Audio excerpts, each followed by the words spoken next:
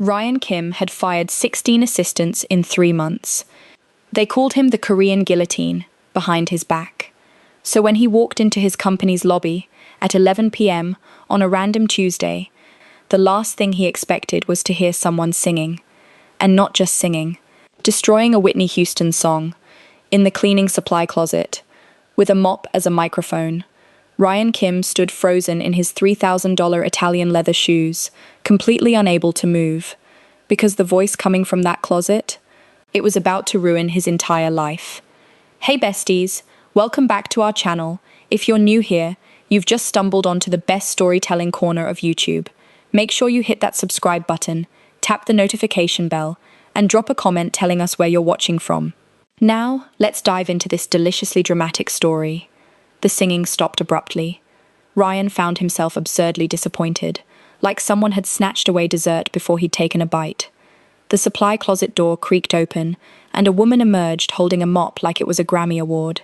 She was wearing the standard navy blue cleaning uniform, her black hair pulled back in a sleek, low bun that somehow looked more elegant than the hairstyles he'd seen at charity galas.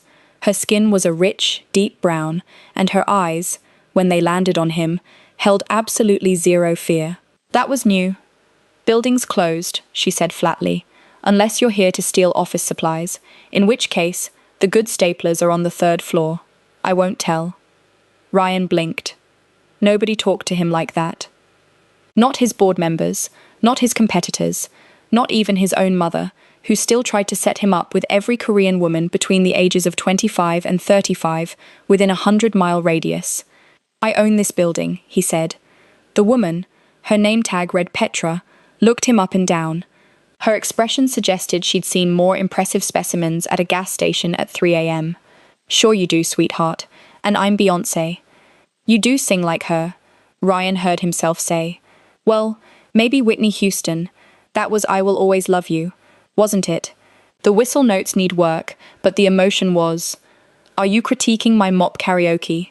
Petra Winslow planted one hand on her hip. At midnight, in your alleged building. It's 11:52, technically. Oh, forgive me, that changes everything. She started pushing her cleaning cart toward the elevators. Listen, Mr. I own this building. I've got 4 more floors to clean, an 8 a.m. shift at another job, and exactly 0 patience for whatever this is. So unless you want to grab a mop and help. What's your name? She paused, turned, raised one perfect eyebrow. It's on my shirt.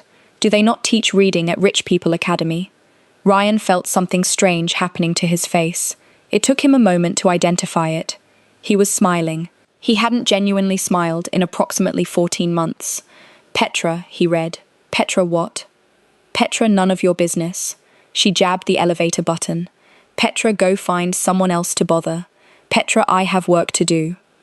The elevator doors opened. She pushed her cart inside and turned to face him, finger hovering over the buttons. Word of advice, Mr. Building Owner. The next time you want to impress a woman, maybe don't do it while she's mopping your lobby at midnight. The power dynamic is weird. Also, your tie is crooked. The doors closed. Ryan looked down at his tie. It was, in fact, slightly crooked. He straightened it, still smiling like an idiot, and pulled out his phone. Get me everything on a cleaning staff member named Petra, he texted his head of HR. Works the night shift in the main building. I want her full file on my desk by 7 a.m.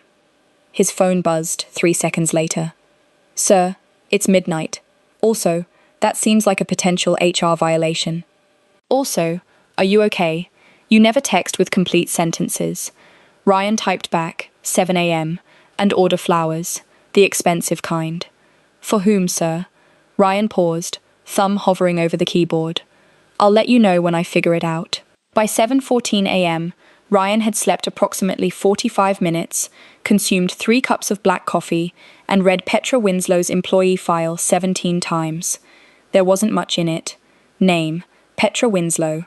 Age, 25. Position, night cleaning staff. Emergency contact. Listed as not applicable. I'll handle it myself. He'd actually laughed out loud at that part, which made his assistant Jennifer drop her tablet in shock. In 18 months of working for him, she'd never heard him laugh. She'd started to suspect he was actually a very sophisticated robot. Sir, Jennifer said carefully, retrieving her tablet.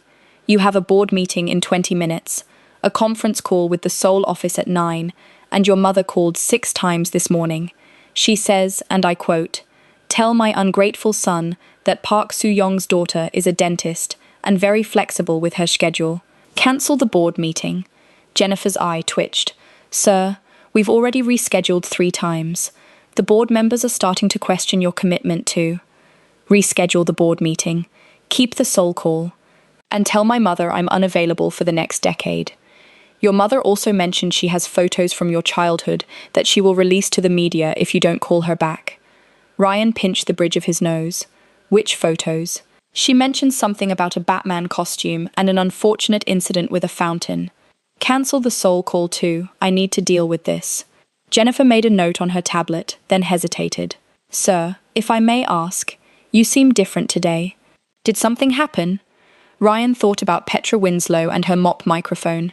He thought about the way she'd looked at him like he was a minor inconvenience rather than a business titan. He thought about the fact that she'd told him his tie was crooked and hadn't even flinched. I met someone, he said. Jennifer dropped her tablet again. By noon, Ryan had learned 3 additional facts about Petra Winslow. Fact 1. She worked 3 jobs. Night cleaning at Kim Industries, his company. Morning barista at a coffee shop called The Grinding Truth. Terrible name. He'd have to look into that. Weekend receptionist at a recording studio in Koreatown called Soundwave Studios. Fact 2. She had absolutely no social media presence, none. Not even a dormant Facebook account from 2009. In 2024, this was either deeply suspicious or deeply impressive.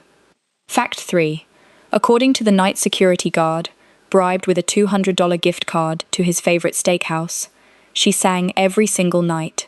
Different songs, always in the supply closet, always when she thought no one was listening.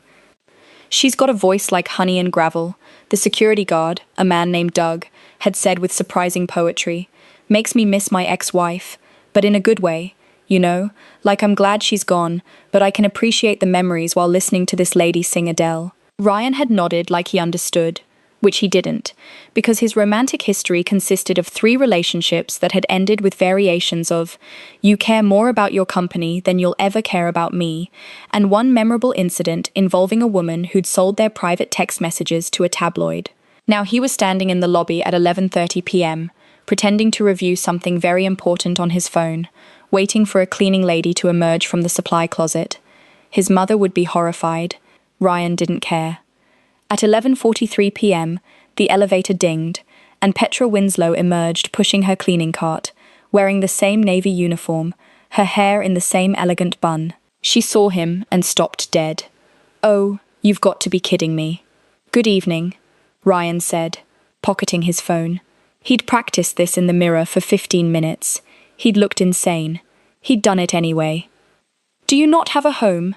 Petra asked. "A mansion? A yacht? A private island where you can bother other billionaires instead of working women?" "I'm not a billionaire. Your watch says otherwise." Ryan glanced at his wrist. She was observant. That was annoying and attractive in equal measure. "I wanted to apologize for last night," he said. "I was abrupt." "You were weird," Petra corrected, resuming her cart pushing. "There's a difference. Abrupt would have been fine. Weird was weird." Ryan fell into step beside her. She smelled like lemon cleaning solution. And something else. Vanilla, maybe. It shouldn't have been appealing. It absolutely was. "Can I ask you something?" he said. "You're going to anyway. Rich people don't actually ask permission. Why do you work 3 jobs?" Petra stopped walking. She turned to face him, and for the first time, Ryan saw something flicker behind her eyes. Not vulnerability, nothing so simple, more like a door that had been opened a crack and then firmly closed. "Why do you stay at your office until midnight?" She countered. "Why are you here 2 nights in a row, talking to a cleaning lady, instead of doing whatever CEOs do? Counting money, swimming in gold coins, attending secret Illuminati meetings?" "The Illuminati meets on Thursdays," Ryan said. "I'm more of a weekend conspiracy guy." Petra's lips twitched. Almost a smile. Not quite. "Good night, Mr. Building Owner." "Ryan," he said. "My name is Ryan Kim." She tilted her head, studying him like he was a puzzle she wasn't sure she wanted to solve. "I know who you are," she said quietly. "I've worked in this building for 8 months. Your face is literally in the lobby, on a plaque, with inspirational quotes about synergy and innovation." Ryan winced. That was the marketing department's idea. "I hate that plaque." "You should. It makes you look constipated." She walked away, pushing her cart toward the east corridor. Ryan stood in the lobby for a long moment, replaying the conversation in his head, trying to figure out why he felt like he'd just lost something important. The grinding truth was exactly as terrible as Ryan had expected. The decor was aggressive: exposed brick, reclaimed wood, chalkboard menus with aggressively quirky descriptions. The Wi-Fi password was caffeinateme69. The baristas all had names like Sage and River and Moon. Except one. Petra Winslow stood behind the counter at 8:47 a.m., wearing a brown apron over a simple white t-shirt, her hair still in that perfect bun, making a latte with the kind of aggressive efficiency that suggested she'd done this approximately 10,000 times. Ryan joined the line. There were 6 people ahead of him. He waited. Ryan Kim, who had people to wait for him, who hadn't stood in a line since 2019, who could buy this entire coffee shop and turn it into a parking lot, stood in line like a normal human being. His disguise was not subtle. He'd worn a baseball cap. He didn't own baseball caps. Jennifer had been forced to purchase one at 6 a.m. from a 24-hour sporting goods store, and sunglasses, indoors, which made him look less like a CEO and more like a celebrity avoiding a DUI. It was not working. "Sir," the woman in front of him said, "are you Ryan Kim, from Forbes?" "No. You look exactly like him." "I get that a lot. We're distant cousins." "Can I get a selfie?" "No. I have a skin condition." "It's very tragic." The woman retreated, confused and suspicious. Finally, Ryan reached the counter. Petra looked up from the espresso machine, saw him, and her expression went through approximately 17 stages of disbelief before settling on resigned irritation. "Of course," she said. "Of course you're here. I wanted coffee. There are 9,000 coffee shops in Los Angeles. You picked this one because..." Yelp reviews. "Very compelling. Someone said your cold brew changed their life." "That's because our cold brew has twice the legal caffeine limit. It doesn't change your life. It just makes your heart do weird things." She grabbed a cup, marker poised. "What can I get you?" "Surprise me."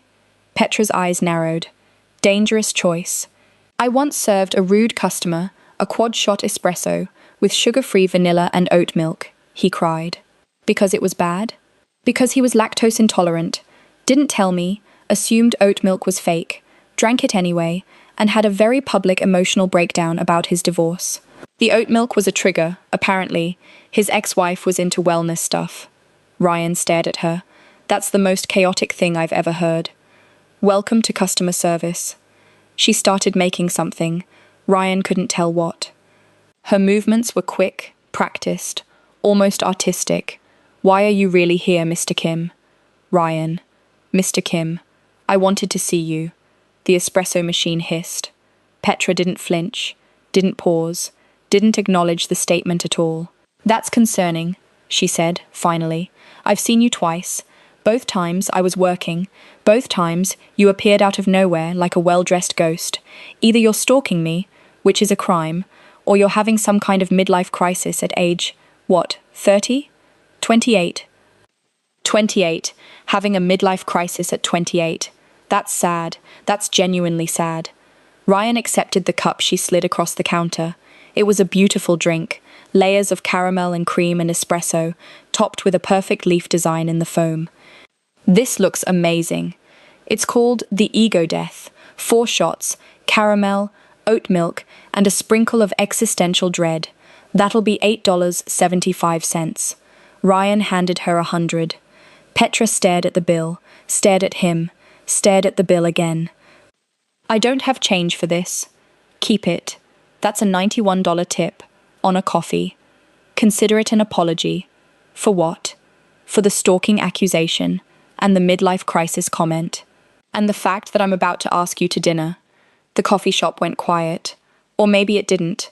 Maybe Ryan's brain just filtered out everything except Petra's face, the way her expression shifted from surprise to suspicion to something that looked almost like amusement. "No," she said. "No? No. I don't date customers. I'll stop being a customer. I also don't date billionaires. I told you, I'm not a... Your watch costs more than my car. Your baseball cap still has the price tag on it, and you're wearing sunglasses indoors, which is either a disguise or a medical condition. Either way, no." Ryan reached up, feeling the back of his cap. Sure enough, there was a tag. "In my defense," he said, "I've never bought my own clothes before. Jennifer handles that." "Who's Jennifer? Your wife? Your girlfriend? Your sister who enables your weird behavior?" "My assistant, who is very tired and very concerned about my recent life choices." Petra leaned across the counter, close enough that Ryan could smell vanilla again, close enough that he could count the tiny gold flecks in her dark brown eyes. "Here's the thing, Mr. Kim. Ryan, whatever. I've worked 3 jobs for 2 years. I've dealt with drunk customers, handsy managers, and a truly unreasonable number of men who think I owe them my time because they left a big tip, or said something nice about my voice, or appeared in my workplace multiple times, like a designer suit-wearing stalker. I don't have time for whatever this is. I don't have energy for whatever this is, and I definitely don't have interest in whatever this is." She straightened up. "Your coffee's getting cold. Have a nice day." Ryan took a sip of his coffee. It was, genuinely, the best thing he'd ever tasted. "I'll see you tonight," he said. "You absolutely will not. I own the building where you work.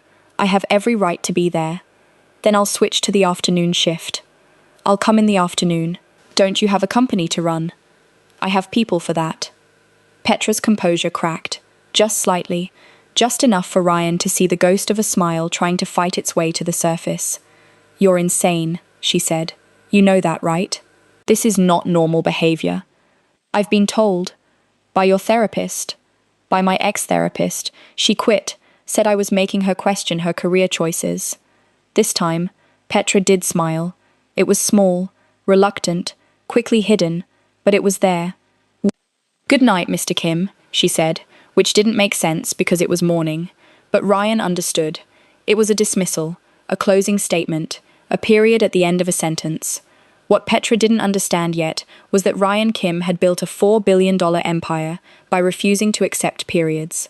He specialized in ellipses, in to be continued, in showing up again and again until the universe gave him what he wanted. And what he wanted, suddenly and inexplicably and completely irrationally, was for Petra Winslow to have dinner with him. He left the coffee shop with his $91 coffee and a plan. Soundwave Studios was a converted warehouse in Koreatown, sandwiched between a Korean barbecue restaurant and a nail salon called Nail Me Once, Shame on You. Ryan had done his research. The studio was small but respected. They'd recorded 2 Grammy-nominated albums and a viral K-pop demo that had gotten a teenager signed to a major label. The owner was a Korean-American woman named Gracie Park, who'd worked in the music industry for 30 years and had, according to LinkedIn, 0 tolerance for nonsense and infinite patience for talent. Ryan liked her already. He walked in at 2 p.m. on Saturday, wearing what he hoped was a casual billionaire look. Dark jeans, a simple white button-down, no watch. Jennifer had confiscated it. The receptionist's desk was empty, but he could hear music coming from somewhere deeper in the building. Not recorded music, live music. Someone was singing. Ryan's heart did something anatomically improbable. He followed the sound down a narrow hallway, past gold records on the walls, past a poster that said, "Music is the answer, we forgot the question," until he reached a door marked Studio B. Through the window, he could see Petra. She was wearing a simple yellow dress, nothing fancy, but it caught the studio lights and made her skin glow, and she was standing in front of a microphone with her eyes closed, singing like the room was empty, like the world was empty, like nothing existed except her and the song. It was something Ryan didn't recognize. Not a cover, not Whitney or Adele or Beyoncé. It was hers. The lyrics were about working late and waking early, about chasing something you couldn't name, about being tired in your bones but alive in your soul. It was sad and hopeful and angry and tender all at once. Ryan stood at that window for 4 minutes and 37 seconds. He knew because he counted. When the song ended, Petra opened her eyes and looked directly at him through the glass. She did not look surprised. "You've got to be kidding me," she mouthed. The studio door opened, and a woman in her 60s, with silver-streaked hair and the energy of someone who'd seen everything twice, emerged. "You must be the stalker," she said. "Ryan Kim, right? I've heard about you." Ryan blinked. "From whom?" "Petra. She called you the weird CEO who thinks my singing voice is a personality trait." The woman extended her hand. "Gracie Park. I own this place, and before you offer to buy it, no. Before you offer to invest, also no. Before you ask about Petra, definitely no. I wasn't going to. You were. Rich men always do. You see something beautiful and immediately try to acquire it. Petra's not a company. She's not a building. She's not an asset. She's a person who happens to have an extraordinary gift and absolutely no interest in being discovered, promoted, or romantically pursued by men who confuse obsession with affection." Ryan absorbed this. It was, he had to admit, fairly accurate. "What if I just want to talk to her?" he asked. Gracie snorted. "Then do what normal people do. Ask her, respect her answer, and for the love of God, stop showing up at her workplaces. It's creepy. I don't care how handsome you are. You think I'm handsome. I think you're a walking harassment lawsuit waiting to happen." Gracie stepped aside. "But you're here, and Petra's been singing that same song for 2 hours, which means she's either working through something or avoiding something. Given your presence, I'm guessing the latter." She walked away, leaving Ryan standing in the hallway like an idiot. The studio door opened again. Petra emerged, still in her yellow dress, her arms crossed, her expression a complicated mixture of annoyance and something else. Curiosity, maybe, or resignation. "You found my third job," she said. "Congratulations. Do you want a medal?" That song was incredible. Petra's jaw tightened. "You weren't supposed to hear that." "Why not?" "Because it's private. Because it's mine. Because I don't perform it for audiences. I perform it for me." And now some billionaire CEO heard it while creeping outside the studio like a khaki-clad serial killer. Ryan looked down at his outfit. "I'm not wearing khakis. It's an expression." "It's not. No one says that. I say it. Therefore, it's an expression." Petra uncrossed her arms, then crossed them again, then finally let them hang at her sides, like she couldn't figure out what to do with her own body. "Why are you here, Ryan? And don't say coffee. This isn't a coffee shop. I wanted to hear you sing again. You could have waited until midnight. Apparently that's your stalking hour." "I couldn't wait." The words hung in the air between them. Ryan watched Petra's face, watched the way her expression flickered. Surprise, suspicion, something softer underneath. "That's a wild thing to say to someone you've known for 3 days," she said. "I know. It sounds like a line from a bad romance novel." "I know. The kind with shirtless men on the cover, and titles like The Billionaire's Forbidden Maid or Claimed by the CEO. Please stop. Make me." Ryan took a step closer. Petra didn't step back. "Have dinner with me," he said. "Not because I'm rich," he said. "Not because I'm persistent. Not because I think you owe me anything. Have dinner with me because I haven't stopped thinking about you since Tuesday night, and I don't know what to do about it, and I figured the healthiest option was to ask, instead of continuing to appear at your various places of employment like a romance novel villain." Petra was quiet for a long moment. "That was almost self-aware," she said finally. "I've been practicing. In the mirror. Jennifer makes me do affirmations every morning. Something about emotional intelligence and not making employees cry." "You make employees cry?" "Allegedly. The reports are disputed." Petra's lips twitched. That almost smile again, fighting to break free. "One dinner," she said. Ryan's heart stopped, restarted, stopped again. "Really?" "One. And it's not a date. It's an interrogation. I'm going to figure out what your deal is, and then I'm going to explain, in great detail, why this," she gestured between them, "is never going to happen. And then you're going to go back to your billionaire life, and I'm going to go back to my 3 jobs, and we're both going to pretend this weird chapter of our lives never happened. That sounds terrible. It's realistic. Realism is overrated, says the man who probably has a private jet. I have 2. One is for emergencies. Petra laughed, actually laughed. A real, full sound that made Ryan's chest ache in a way he didn't fully understand. Fine, she said. Tuesday, 7 p.m., and I'm picking the restaurant because if you take me somewhere with a tasting menu and foam on everything, I will leave. No foam. Got it. No tasting menus. Understood. And no more showing up at my jobs. I make no promises. Ryan. Petra. They stared at each other. Something electric passing between them. Something neither of them wanted to acknowledge. Tuesday, Petra said, and walked away. Ryan stood in the hallway of Soundwave Studios, surrounded by gold records and motivational posters, and realized he was in very serious trouble. The restaurant Petra chose was called Mama Tina's Kitchen. It was a tiny Caribbean-Korean fusion spot in a strip mall between a laundromat and a store that sold exclusively wigs. The sign was hand-painted. The parking lot had 3 spaces. The menu, which Ryan found online after 17 minutes of searching, featured items like jerk chicken bibimbap and oxtail kimchi stew. Ryan arrived at 6:45 p.m., wearing the most casual outfit he owned. He'd told Jennifer to take the night off. He'd turned his phone on silent.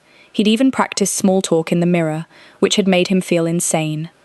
Petra was already there, sitting at a corner table, with a glass of something pink and an expression that suggested she was already regretting her decision. She was wearing a coral pink blouse and simple jeans.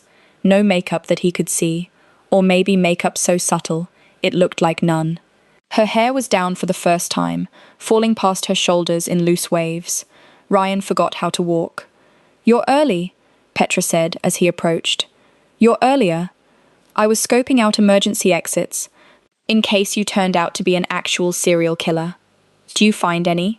Kitchen, bathroom window, and a very aggressive-looking grandmother at table 4, who I'm fairly certain would intervene if necessary. Ryan glanced at table 4. A tiny elderly woman with bright pink hair winked at him. "She's my backup," Petra said. "Her name is Mrs. Rodriguez. She's 91, and she says you look too pretty to be trustworthy. I'm flattered and offended. You should be both." Petra gestured at the seat across from her. "Sit, order, and then explain why the CEO of a $4 billion company has suddenly decided that a cleaning lady / barista / receptionist is worth his attention." Ryan sat. A waitress appeared, young, with a knowing smile, and handed him a menu. "The oxtail stew is excellent," Petra said. "The jerk chicken bibimbap is life-changing. The passion fruit soju is dangerous. I recommend all 3. I'll have what she's having." The waitress nodded and vanished. Silence. Petra took a sip of her pink drink. Her eyes never left his face. "So," she said, "the interrogation begins. Should I be nervous?" "You should be prepared." She set down her drink. "Question 1. Why me? You could date models, actresses, heiresses, women who actually exist in your tax bracket. Why are you wasting your time on someone who cleans your office floors?" Ryan considered the question. He could give her a smooth answer, something charming, something flattering, something designed to make her like him. But something about Petra made him want to tell the truth. "I don't know," he said. Petra blinked. "That's your answer?" "It's the honest one." Ryan leaned forward. "I've dated models. I've dated actresses. I dated an heiress once, and she spent the entire relationship comparing me to her horse. Apparently, we had similar temperaments. I'm not sure that's the compliment you think it is." It wasn't. The horse was notoriously difficult. Ryan paused, gathering his thoughts. All of those relationships were transactional. They wanted access, or attention, or the ability to say they dated Ryan Kim. And I wanted, I don't even know, someone to show up to events with? Someone to prove I was normal? Normal people don't have 2 private jets. Point taken. Ryan picked up his water glass, turned it in his hands. "When I heard you singing in that supply closet, something happened. I don't know how to explain it. You weren't performing for anyone. You weren't trying to be seen. You were just existing, fully, in a way I haven't done in years. Petra was quiet. Her expression had shifted, still guarded, but with something softer underneath. That's a lot of emotional weight to put on a stranger singing Whitney Houston with a mop, she said finally. I know. It's probably projection. It's probably loneliness. It's probably the fact that my therapist quit, and I haven't processed anything in 18 months. Ryan smiled, self-deprecating. But I also think, maybe it's real. Maybe I heard something in your voice that I've been looking for. Maybe I'm not crazy. You're definitely crazy. But maybe also right. The food arrived. Oxtail stew, jerk chicken bibimbap, passion fruit soju. It smelled incredible. Mrs. Rodriguez gave Ryan a thumbs up from table 4. Petra picked up her chopsticks. Question 2. What do you actually want? From me, from this. Be specific. I want to know you. That's vague. I want to know why you work 3 jobs. I want to know why you sing in supply closets. I want to know what that song was about, the one you were recording. I want to know what makes you laugh, and what makes you angry, and what you dream about when you're not too tired to dream. Petra stabbed a piece of oxtail with more force than necessary. That's a lot to ask from a first dinner. You said it wasn't a date, so technically, this is just an interview. An interrogation, different energy. Then interrogate me back. Ask me anything. Petra chewed slowly, considering. Then, why haven't you smiled once since you sat down? Ryan blinked. I smiled when. You've been doing the billionaire thing, the controlled expression, the carefully managed micro-reactions. It's very impressive and very exhausting to watch. I've seen you smile for real, twice. Both times, I caught you off guard. So, why the mask? It was a good question, an uncomfortable one. Because if I let people see the real me, they use it against me, Ryan said quietly. Every vulnerability becomes leverage. Every emotion becomes a headline. I learned a long time ago that it's safer to be controlled, boring, predictable. That sounds lonely. It is. Then why do it? Because the alternative is worse. Petra set down her chopsticks. For a long moment, she just looked at him. Really looked, in a way that made Ryan feel exposed. I'm going to tell you something, she said, and you're going to listen without interrupting. Can you do that? Yes. I'm not looking for a relationship. I'm not looking to be saved, or discovered, or swept off my feet by a handsome CEO who thinks my voice is special. I have plans, goals, a life I'm building, piece by piece, on my own terms. I work 3 jobs because those jobs give me flexibility, freedom, the ability to pursue music without relying on anyone else. Kang, Ryan started to speak. Petra held up a hand. Not done. I've met men like you before. Men who see something they want and assume they can acquire it. Men who confuse attraction with connection, intensity with compatibility. I'm not interested in being someone's fascinating distraction. I'm not interested in being a story you tell at parties. Oh, I once dated a cleaning lady who could sing. That's not. Let me finish. Petra's voice was firm but not unkind. You seem like a good weird, but good. And I'd be lying if I said I wasn't intrigued.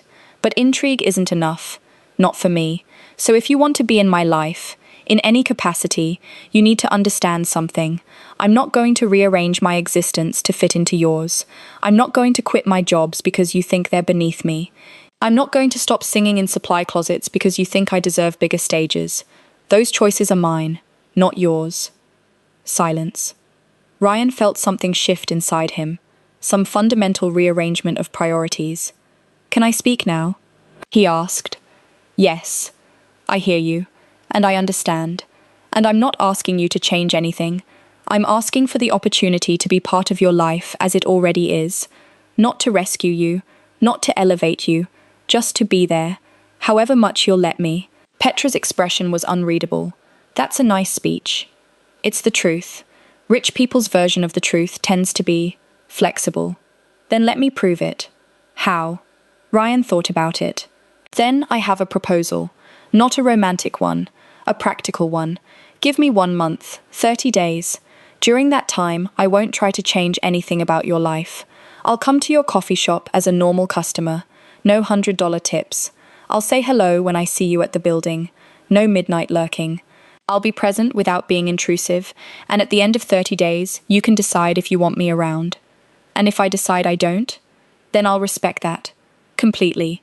No grand gestures, no showing up at your studio, no billionaire nonsense. I'll disappear. Petra studied him. You'd actually do that? Walk away? If that's what you wanted, yes. Rich people don't walk away, they acquire. Maybe I'm trying to be a different kind of rich person. Another long silence. Mrs. Rodriguez had abandoned her meal and was watching them with undisguised interest. The waitress had refilled their water 3 times, clearly hoping to overhear something good. Finally, Petra sighed. 1 month, and I have conditions. Name them. No expensive gifts, no trying to get me better jobs, no telling people about my singing, especially not industry people who might try to discover me, and absolutely no showing up at my apartment. You have an apartment? I'm not telling you where it is. Fair. Also, you have to actually drink the coffee at the coffee shop. Every time. No ordering and leaving. Some of that coffee is genuinely concerning. Then you'll build character. Petra extended her hand across the table. Deal?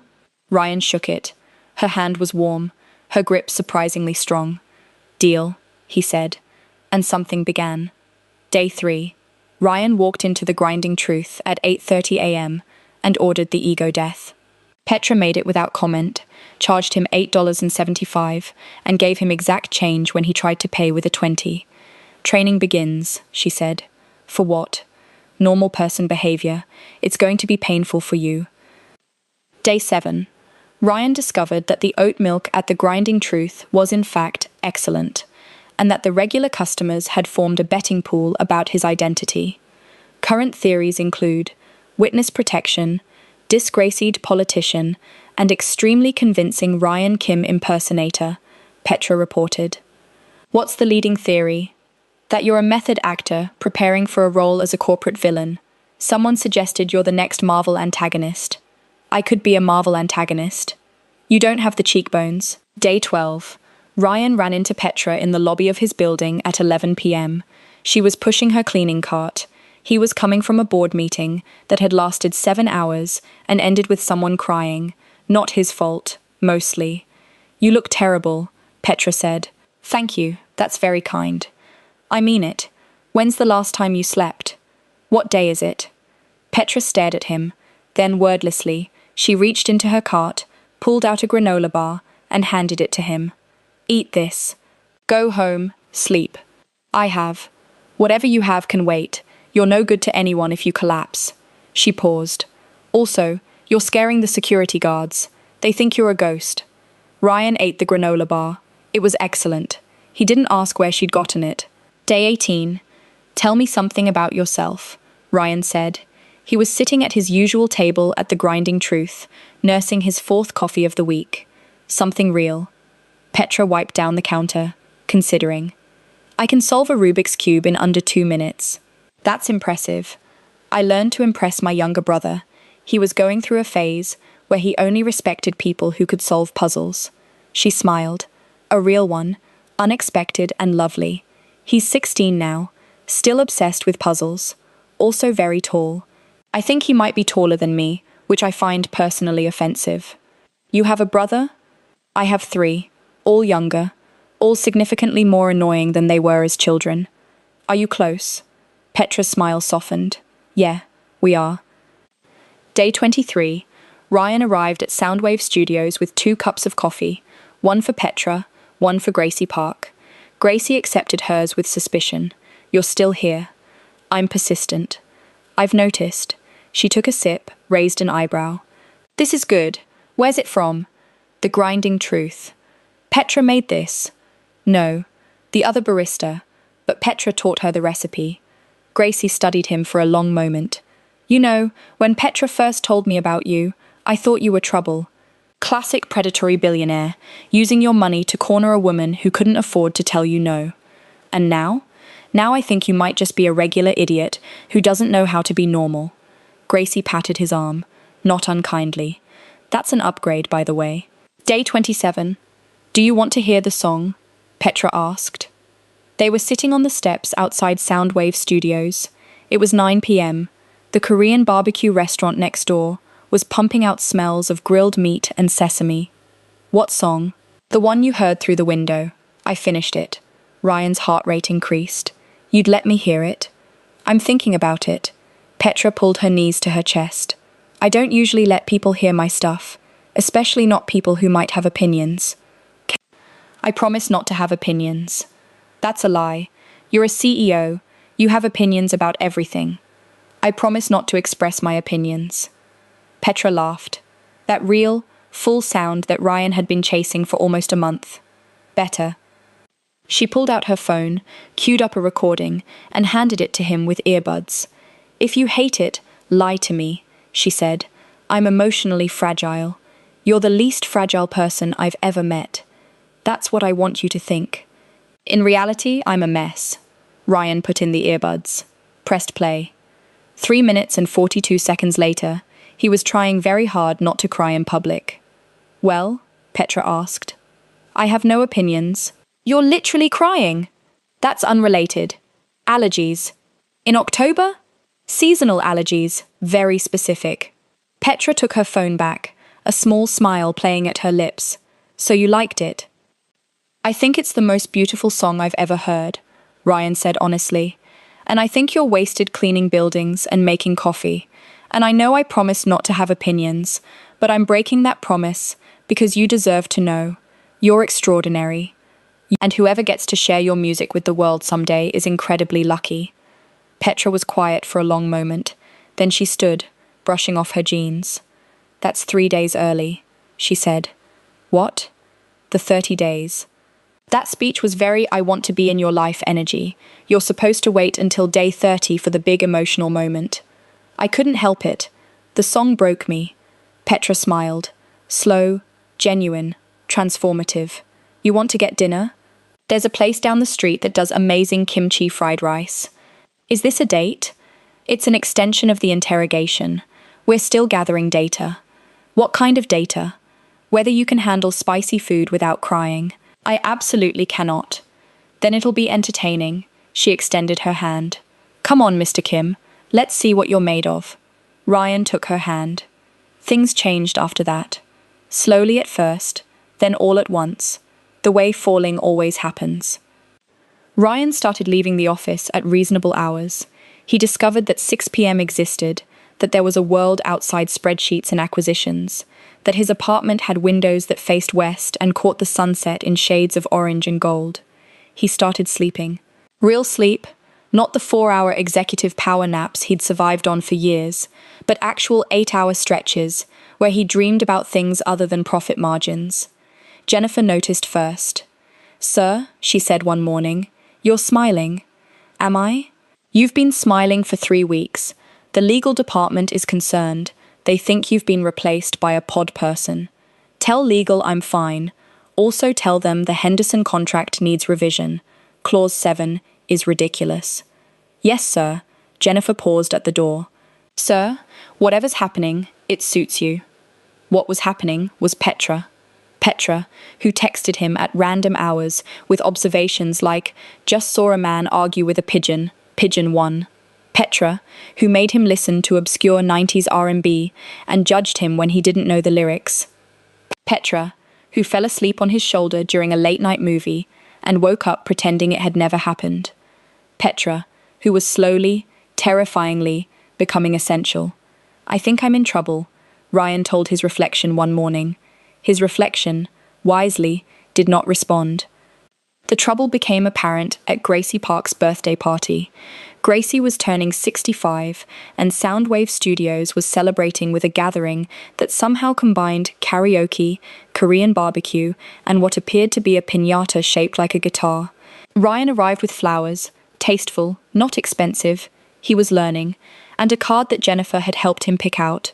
He was wearing jeans and a coffee brown sweater, looking almost like a normal person, feeling almost like one too. Petra met him at the door. She was wearing an orange wrap dress that made her glow, her hair loose and curling at the ends. You came, she said. You invited me. I wasn't sure you would. Rich people don't usually show up to strip mall parties. I'm not like other rich people. That's either the worst pickup line I've ever heard, or genuinely true. She took his arm. Casual, natural, like she'd done it 100 times. Come on, Gracie wants to meet you properly, without the stalker accusations. The party was wonderful, chaotic, human in ways Ryan's life hadn't been for years. He ate too much. He sang karaoke, badly, drunkenly, with Petra laughing beside him. He met Petra's co-workers, her friends, the regulars from the Grinding Truth who'd been betting on his identity. I told them you were a method actor, Petra whispered, for privacy reasons. That's very thoughtful. Also because the truth is weirder. My billionaire boyfriend showed up at my jobs until I agreed to date him. Sounds like a Lifetime movie. Ryan's brain short-circuited. Boyfriend? Petra froze. That wasn't. I meant. You called me your boyfriend. It slipped out. Do you want me to be your boyfriend? I want you to stop making this into a thing. It's already a thing. You said boyfriend. Ryan was grinning now. Full, uncontrolled, embarrassingly wide. You admitted we're dating. I admitted nothing. This conversation is entrapment. Petra Winslow wants to be my girlfriend. I absolutely do not. Ryan kissed her. Not a planned kiss, not strategic, not controlled, not any of the things Ryan Kim was supposed to be. Just a kiss, in the middle of a strip mall party, surrounded by karaoke and birthday cake, and the smell of Korean barbecue. Petra kissed him back. When they finally broke apart, Gracie Park was slow clapping from across the room. Finally, she said, I was starting to worry you'd both die of repression. The video went viral on a Thursday. Ryan didn't know about it until Jennifer burst into his office at 10 a.m., tablet in hand, face pale. Sir, she said, we have a problem. The video was 17 seconds long. It showed Petra at the Grinding Truth, singing while she cleaned the espresso machine. Someone had filmed her through the window, uploaded it with the caption, "Found a star at my local coffee shop," and within hours, it had 3 million views. By noon, it had 8 million. By evening, entertainment blogs were running stories. Mystery singer goes viral. Who is the coffee shop angel? The voice that's breaking the internet. Petra called Ryan at 7 p.m. Her voice was flat in a way he'd never heard before. Someone found out where I work, she said. There's a news van outside the coffee shop. I'm coming. Ryan, stay inside. Don't talk to anyone. I'm coming. He broke approximately 14 traffic laws getting there. The news van was, indeed, parked outside, along with 3 other vehicles and a small crowd of people with phones. Ryan pushed through them, ignoring shouted questions, and found Petra in the back room, with her manager, a middle-aged woman named Sandra, who looked like she'd rather be anywhere else. This is insane, Sandra was saying. We've had 50 interview requests. Record labels are calling. Someone from Universal left a voicemail. I don't want any of it, Petra said. Her arms were crossed, her expression closed. I didn't ask for this. Honey, nobody asks for viral fame. It just happens. Then make it unhappen. Ryan cleared his throat. Both women turned. There's a back exit, he said. I have a car. We can go somewhere quiet. Petra looked at him. Really looked, for the first time since he'd arrived. Her eyes were red. She'd been crying. Did you do this? She asked. The question hit Ryan like a physical blow. What? The video. The exposure. Did you arrange it? To help my career? To give me a platform? Petra, I would never. Because you know the right people. You could make this happen. You could orchestrate the whole thing and make it look organic. I didn't. I swear to you, I had nothing to do with this. Petra stared at him. The silence stretched. I want to believe you, she said finally, but I don't know if I can. The drive to Ryan's apartment was silent. Petra sat in the passenger seat, staring out the window, her jaw tight. Ryan wanted to reach for her hand, to say something comforting, to fix this the way he fixed problems at work, with money, with resources, with the sheer force of his will. But some things couldn't be fixed like that. I didn't do it, he said again, as they pulled into his building's garage. I heard you the first time. Do you believe me? Petra was quiet for a long moment. Then, I believe you didn't do it on purpose, but I also believe that being with you comes with exposure I didn't sign up for. You're Ryan Kim. People take pictures of you eating lunch. They write articles about your haircuts. Dating you means dating that. Dating me means dating me. Not my public image. You don't get to separate those things. Petra finally turned to face him. I've spent 2 years building a life on my own terms. 3 jobs, no social media, singing in supply closets because that's where I feel safe. And now, because some random person with a phone saw me through a coffee shop window, all of that is gone. It doesn't have to be gone. We can manage this. I have people. That's the problem. Petra's voice cracked. You have people. You have resources. You have solutions for everything. But this isn't your problem to solve, Ryan. It's my life, and I need to figure out how to live it without being managed by a billionaire who thinks money fixes everything. Ryan felt the words like shrapnel. I'm not trying to manage you. You showed up at 3 of my jobs. You investigated me. You orchestrated our entire relationship like a business acquisition. Petra laughed. Bitter. Unlike her. Maybe you didn't leak the video, but you set the stage. You made me visible. You pulled me into your world, and now your world is consuming me. That's not fair. Maybe not, but it's true. Silence. Ryan stared at the steering wheel, trying to organize his thoughts, trying to find the words that would make this right. What do you want me to do? He asked finally. I don't know. Petra's voice was small, exhausted. I think I need space to figure out what I want, to deal with all of this. Space. Yes. How much space? Petra opened the car door. I don't know, Ryan. Maybe a lot, maybe forever. Maybe just until I stop feeling like I'm drowning. She got out of the car. She didn't look back. The next 3 weeks were the worst of Ryan's life. He threw himself into work, the old coping mechanism, the familiar escape. 18-hour days, back-to-back meetings, projects he delegated years ago, reclaimed and micromanaged into oblivion. His board was thrilled. His employees were terrified. Jennifer, bless her, brought him coffee and said nothing about the shadows under his eyes. Sir, she said one morning, you have a visitor. I don't have any meetings until... It's not a meeting. Jennifer hesitated. It's Gracie Park. Gracie Park was sitting in his lobby, arms crossed, looking like a very elegant, avenging angel. You look terrible, she said when he appeared. Thank you. I've been practicing. Sit down. She gestured at the chair across from her. We need to talk about Petra. Is she okay? No. She's miserable.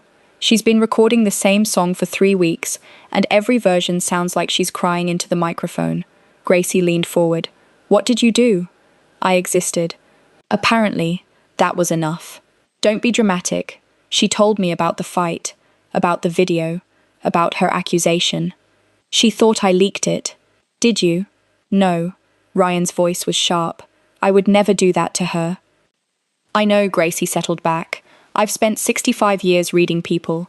You're many things. Obsessive, intense, probably in need of therapy. But you're not manipulative. Not about this. Then why did she? Because she's scared. Gracie's voice softened. Petra spent her whole life being invisible on purpose. It's safer that way. Easier. And then you showed up, and you saw her. Really saw her. And that was terrifying enough. Add viral fame on top of it. And she panicked. Blamed the easiest target. Me. You. Gracie sighed. She knows it wasn't your fault. She's known for 2 weeks. But she's stubborn, and she's proud, and she doesn't know how to apologize. She doesn't have to apologize. Of course she does. She accused you of something awful. But she's also not wrong that your world is complicated. That being with you means being visible. That her life would change in ways she can't control. Ryan was quiet for a long moment. What do I do? That depends. Do you love her? The question shouldn't have been surprising. It was, after all, the obvious question, the one Ryan had been avoiding for weeks. Yes, he said. I think I've loved her since she told me my tie was crooked. Gracie smiled. Then fight for her. Not by showing up at her jobs. We've discussed how creepy that is. Fight by proving you can be trusted. Fight by giving her the space she asked for, while making it clear you're still there. Fight by being patient. I'm not very good at patient. Learn. Gracie stood, gathering her bag. One more thing. The video situation.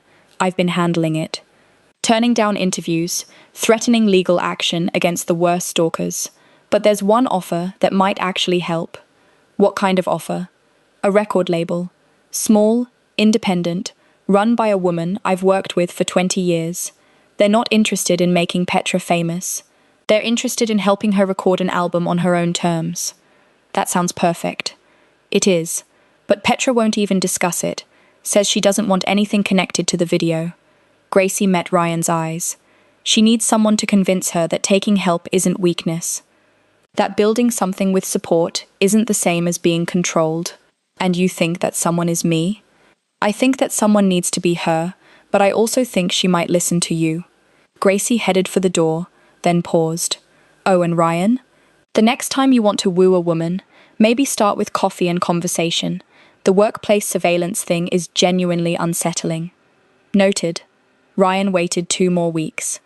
Then he did something he'd never done before. He wrote a letter. Not an email, not a text, an actual letter on actual paper in his actual handwriting, which was terrible. Jennifer had offered to transcribe, and he'd refused. Dear Petra, I'm not good at this. Words, I mean. The personal kind. I can give speeches to thousands of people, but writing to one person feels impossible. I'm not going to apologize for who I am. I'm a CEO. I have resources. I live in a world with cameras and scrutiny and complications. That's not going to change. But I want you to know what I would change, if I could. I would change the fact that you felt unsafe, that you felt exposed, that something meant to be private became public without your consent. I would change the way I met you. Instead of showing up at your jobs like a well-dressed stalker, I would have, I don't know, joined a book club, taken a pottery class, something normal people do to meet other normal people. Except you're not normal, you're extraordinary. And I think part of me knew, that first night in the lobby, that I was meeting someone who would ruin me for anyone else. Gracie told me about the record label. She said you're afraid that taking the opportunity means letting the viral moment win, that you'd be capitalizing on something that hurt you. I understand that fear, but I also think you're wrong. Your voice isn't famous because of a 17-second video. It's famous because it's undeniable. Because anyone who hears it feels something they can't explain. Because you have a gift that deserves to be shared. Not because the internet demanded it, but because you choose to share it. That's the difference. Choice. You can choose to hide forever. You can choose to let this moment define you. Or you can choose to take control. To make music on your terms. Share it on your terms. Build something that belongs entirely to you. I don't want to be your manager. I don't want to be your producer. I don't even want to be your boyfriend, if that's not what you want. I just want to be there, however much you'll let me. If you never want to see me again, I'll respect that. But if there's any chance, any possibility, that you might want to try again, I'll be at Mama Tina's kitchen on Saturday at 7 p.m. Corner table, ordering oxtail stew and waiting. Whatever you decide, I hope you know, meeting you was the best thing that ever happened to me. Ryan. He sent the letter on Tuesday. He waited. Saturday arrived. Ryan sat at the corner table at Mama Tina's, wearing a simple white shirt and dark jeans, trying not to look at the door every 30 seconds. He was failing. 7 p.m., no Petra. 7:15 p.m., still no Petra. 7:32 p.m., the waitress brought him water with a sympathetic look. 7:45 p.m., Ryan's chest ached. At 7:58 p.m., the door opened. Petra walked in wearing a sky blue sundress and an expression Ryan couldn't read. She paused at the entrance, scanning the restaurant, and when her eyes found his, she didn't smile. But she didn't leave either. She crossed the room and slid into the seat across from him. You waited, she said. I said I would. It's been an hour. Time flies when you're panicking internally. Petra's lips twitched. That almost smile he'd missed more than he could express. I got your letter, she said. I gathered. It was good, for someone who claims to be bad at words. I had 17 drafts. Jennifer threatened to quit if I made her proofread another one. Petra laughed, small, surprised, real. I thought about what you said. About choice, about control. She took a breath. I called the record label. Ryan's heart stopped. You did? We're meeting next week to discuss terms, to see if it's a good fit. She met his eyes. I'm not signing anything yet, but I'm considering it. That's amazing. It's terrifying. But I've decided that terrifying isn't always bad. She reached across the table, her fingers brushing his. I also decided something else. What? I owe you an apology. For the accusation. For the running. For being too scared to trust you. Petra, let me finish. Her voice was steady. You didn't do anything wrong. You showed up. You were patient. You gave me space when I asked for it, and stayed present when I needed to know you were there. That's not manipulation. That's love. Or more. The word hung in the air between them. Love? Ryan repeated. Don't make me say it again. It was hard enough the first time. I would like you to say it again. Specifically. With more detail. You're the worst. I've been told. Petra smiled. Full, warm. The smile Ryan had been waiting weeks to see. I love you, Ryan Kim. Despite your 2 private jets and your creepy workplace surveillance, and your genuinely concerning coffee consumption. I love the way you laugh when you're caught off guard. I love that you're trying to be a different kind of rich person. I love that you wrote me a letter with terrible handwriting and 17 drafts. 18, actually. I didn't count the first one because it was mostly incoherent rambling. 18 drafts. Petra squeezed his hand. That's the most romantic thing anyone's ever done for me. I can do more romantic things. I have resources. We've discussed this. No expensive gifts. What about reasonable gifts? I saw a mug that said, World's Okayest Singer, and I thought, Petra kissed him. Not a planned kiss. Not strategic, not controlled. Just a kiss. In the corner of Mama Tina's kitchen, surrounded by the smell of oxtail stew and the sound of Mrs. Rodriguez cheering from table 4. When they broke apart, Ryan was smiling so hard his face hurt. Is this a date? He asked. This is a reconciliation. Can reconciliations also be dates? I'll allow it. Does that mean you're my girlfriend again? Officially? I never stopped being your girlfriend. I was just on a dramatic hiatus. That's the most you thing I've ever heard. Petra grinned. Get used to it, Mr. Kim. You're stuck with me now. Ryan decided that being stuck didn't sound so bad. 1 year later, the album was called Supply Closet Sessions.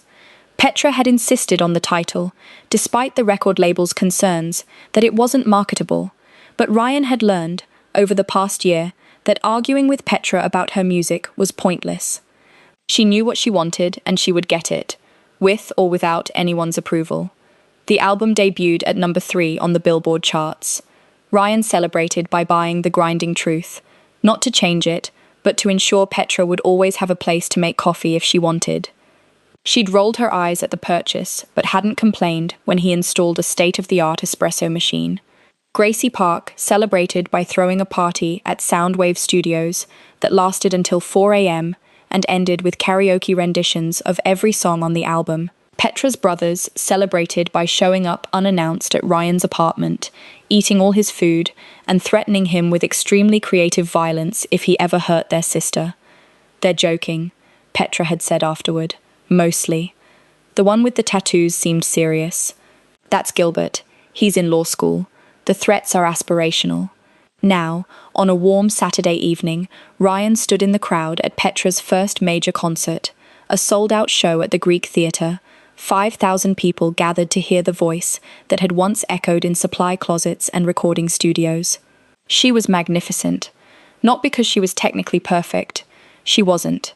She missed a note here, stumbled over a lyric there, laughed at herself in a way that made the audience love her more. She was magnificent because she was real. Because she wasn't performing for the crowd. She was sharing something sacred, trusting 5,000 strangers with pieces of her soul. When she sang the song Ryan had first heard through the studio window, the one about working late and waking early, about chasing something you couldn't name, he cried again. Allergies, he would say later, very persistent. After the show, Petra found him backstage, still in her concert dress, orange this time. She'd developed a fondness for bright colors, grinning like she'd conquered the world. So? She asked, "What did you think?" "I think I'm the luckiest person alive." "That's not a review. That's flattery." "It's both."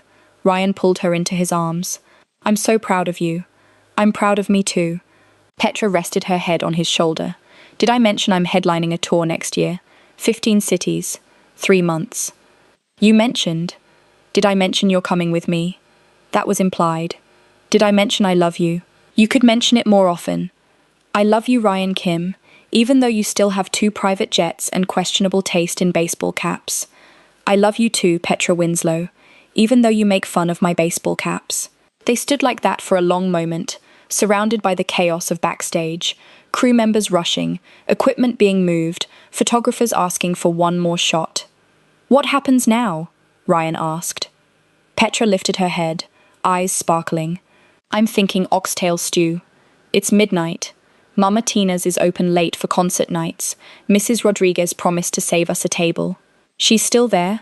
She's 92 now. She says she's not dying until she sees us get married."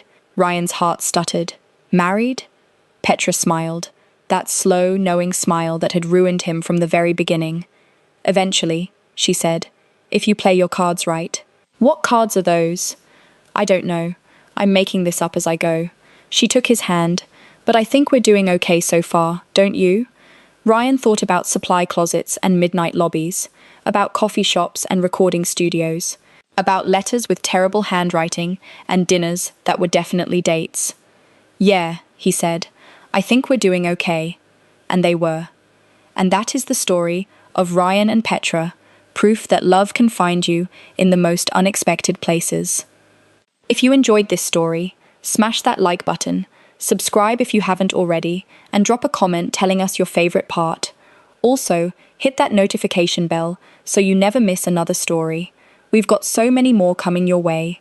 More romance, more drama, more characters you'll fall in love with. Bye for now.